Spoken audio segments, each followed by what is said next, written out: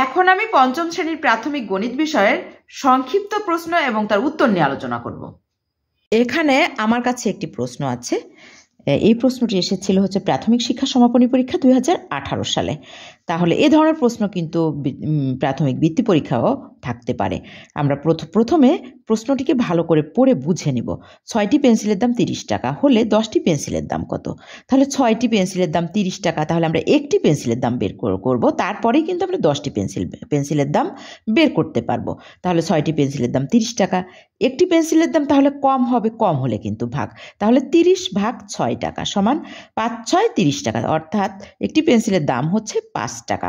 অতএব 10টি পেন্সিলের দাম কিন্তু আরও বেশি টাকা, যে কারণে গুণ করতে হবে। তাহলে অতএব 10টি পেন্সিলের দাম এই 5 টাকা ছিল একটির সাথে, একটি পেন্সিলের দাম ছিল 5 টাকা, এর সাথে আমি 10 গুণ করলে কিন্তু আমার 10টি পেন্সিলের দাম হয়ে গেল 50 টাকা। তাহলে উত্তরেই 50 টাকা। আশা করি তোমরা বুঝতে